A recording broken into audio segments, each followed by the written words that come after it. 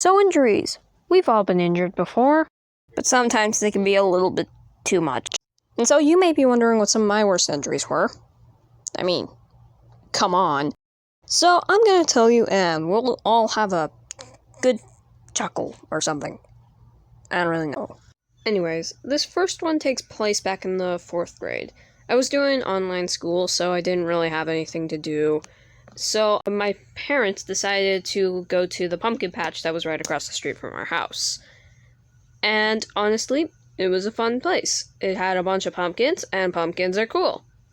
But anyway, they had a bouncy house, and it had a slide on it. So I went on the bouncy house, I went down the slide a couple of times, and one time, I thought, I wonder what happens if I go face down. And so I did. And I went really slowly down the slide. And at the very bottom, I saw somebody was about to slide down. And for some reason, I thought, I'm gonna stick my hand out and signal him to stop, make it look like I'm about to reach for a high five. Yeah, what you think might have happened definitely happened. He slapped my hand, and oh my goodness, I don't think I felt pain worse than that. My wrist, I described it back then as it felt like paper. When I pressed my hand up against any surface, it hurt. Hurt like hell. And it was just like that for the next couple of days. I was just having to deal with it. Here's a reenactment of how I felt in that moment.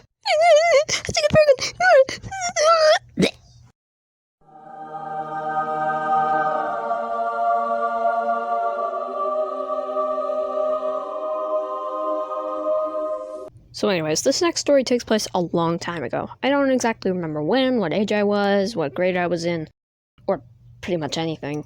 All I remember is it was a long time ago. I was just walking around my mom's apartment when suddenly I collided with my brother, with his laptop lying flat in his arms. The corner of the laptop went directly into the back of my head, and I bled everywhere. To the point where I think my brother was trying to poke at my brain matter or something. Hey, dearest brother of mine, if you're trying to do that, there is a simpler way. Wasn't really much to poke at anyways. I know. Anyways, so I was rushed to the ER. My sister put a paper towel to make sure I didn't bleed anywhere underneath my head, and that thing turned completely red as soon as it went there. I was rushed straight to the hospital, and they put some weird liquid on the back of my head, and for the longest time I thought it was some sort of numbing agent so they could put stitches in. But no, it was liquid Band-Aid, because the hole wasn't wide enough for stitches. So yeah, this was a wee bit traumatizing, but nothing like this has happened ever since.